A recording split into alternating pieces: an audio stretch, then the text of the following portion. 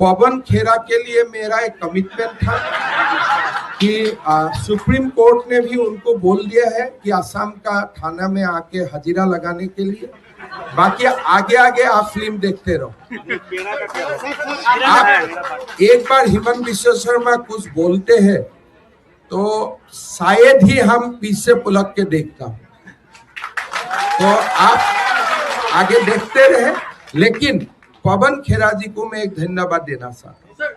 पवन खेरा जी का जो एलिगेशन रहा एक असम का बेटियों का ऊपर, इससे लोगों को काफी इमोशनल किया। शायद वो प्रेस कॉन्फ्रेंस नहीं करते थे और गौरव गोगोई जी साथ में नहीं बैठते थे, शायद गौरव गोगोई जी नहीं हारते थे चुनाव। इसलिए वो लांछन मेरा ऊपर नहीं था, एक असम का बेटियों का ऊपर था। तो असम का जनता ने उनको पेरा बना दिया है और आगे जाके थोड़ा मेरा भी जिम्मेदारी बाकी रहेगा, वो भी मैं जिम्मेदारी पूरा करूंगा। हेमंत बिश्व शर्मा भारतीय मूल के राजनेता हैं। ये मुख्यतः असम से ताल्लुकात रखते हैं। इनका जन्म फरवरी 1, 1969 में असम के जोरहट जिले में हुआ था। हेमंत बिश्व शर्मा के पिता का नाम कैलाश नाथ शर्मा और माता का नाम श्रीमती मृणाली देवी है। वर्ष 2001 से 2015 तक हेमंत बिश्व शर्मा भारतीय राष्ट्रीय पार्टी कांग्रेस के सदस्य रहे थे। 23 अगस्त 2015 को इन्होंने भारतीय जनता पार्टी की सदस्यता ली। 2001 से 2015 तक इन्होंने लगातार जालुकबाड़ी कॉन्स्टिट्यूंसी से एमएलए का चुनाव जीता। डॉक्टर हेमंत बिश्व शर्मा ने वर्ष 2001 ईस्वी में रिनिकी भुइयां के साथ शादी की। उनके 2 बच्चे हैं। बेटे का नाम नंदिल बिश्व शर्मा और बेटी का नाम सुकन्या शर्मा है। 2016 में बीजेपी के नेतृत्व के द्वारा हेमंत बिश्व शर्मा को नॉर्थ ईस्ट डेमोक्रेटिक अलायंस यानी नेटा का संयोजक बनाया गया, जिसका मुख्य उद्देश्य हिंदुस्तान के उत्तरी पूर्वी राज्यों के पूर्ण रूप से विकास करना है। जोरहट में जन्म लेने वाले हेमंत बिश्व शर्मा का पूरा परिवार आगे चलकर गांधी बस्ती गुवाहाटी में बस गए। हेमंत बिश्व शर्मा को असम की राजनीति का दिव्य चेहरा माना जाता है। लोग उन्हें 2019 लोकसभा इलेक्शन और 2021 असम विधानसभा में बीजेपी के अपार सफलता के पीछे हेमंत बिश्व शर्मा का हाथ था। अपने राजनीतिक जीवन में हेमंत बिश्व शर्मा कई और क्षेत्रों के भी दिग्गज और एक्सपर्ट माने जाते हैं।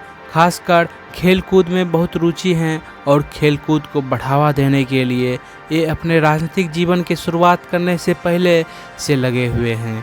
हेमंत बिश्व शर्मा असम हॉकी एसोसिएशन के प्रेसिडेंट भी रह चुके हैं। साथ ही साथ बैडमिंटन एसोसिएशन के प्रेसिडेंट भी रह चुके हैं। असम क्रिकेट एसोसिएशन के भी वे प्रेसिडेंट रह चुके हैं। सबसे अधिक दिनों तक असम क्रिकेट एसोसिएशन के वाइस प्रेसिडेंट भी रह चुके हैं। इनके सामाजिक कार्य की बात करें तो फिजिकली डिजेबल यानी कि गूंगे और बहरे लोगों के उत्थान के लिए इन्हें उस एसोसिएशन का प्रेसिडेंट भी बनाया गया।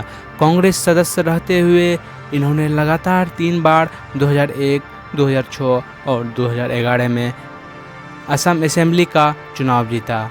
इन्हें कृषि, हेल्थ डिपार्टमेंट और विकास विभाग के क्षेत्रों को संभाला। कई बार इन्होंने वित्त विभाग को भी संभाला। उस वक्त कांग्रेस के मुख्यमंत्री तरुण गोगोई थे।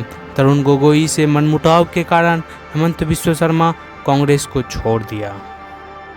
हेमंत बिश्व शर्मा का भारतीय जनता पार्टी में राजनीतिक करियर की शुरुआत मई 2015 को बीजेपी की सदस्यता लेने के साथ हेमंत बिश्व शर्मा असम बीजेपी के एक उभरते हुए चेहरे के रूप में सामने आए और उन्होंने असम के साथ साथ पूरे नॉर्थ ईस्ट में बीजेपी को लीड किया और 2014, 2024 के साथ साथ 2019 के लोकसभा चुनाव में बीजेपी को अपार सफलता दिलाई। सर्बानंद सोनोवाल के मुख्यमंत्री रहते हुए हेमंत बिश्व शर्मा ने वित्त, हेल्थ, शिक्षा एवं पीडब्ल्यू मंत्रालय को संभाला। हेमंत बिश्व शर्मा को 9 मई 2021 को विधायक दल का नेता चुना गया और इस प्रकार से हेमंत बिश्व शर्मा अपने कैरियर की सर्वश्रेष्ठ असम के मुख्यमंत्री के रूप में शपथ ली। 2006 में हेल्थ मिनिस्ट्री संभालने के बाद असम के हेल्थ इंफ्रास्ट्रक्चर ने एक नई ऊंचाई को छुआ। जोरहाट, बरबेटा, तेजपुर, दीफू, नवगांव, कोकराझार और नॉर्थ लखीमपुर में नई मेडिकल कॉलेज बनाए गए। हेमंत बिस्वा शर्मा के शिक्षा मंत्री रहते हुए पहली बार 50,000 टीचरों की बहाली टेस्ट के माध्यम से कराए गए।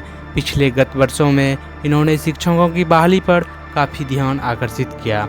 हेमंत बिस्वा शर्मा के द्वारा लिखी गई कुछ प्रमुख किताबें भी इनको लिखने और पढ़ने में बेहद दिलचस्पी है और यही कारण रहा कि इन्होंने चंद कमाल की किताबें भी लिखी है। इनके द्वारा पहला किताब था होमा गोटा होमाए समागत समय।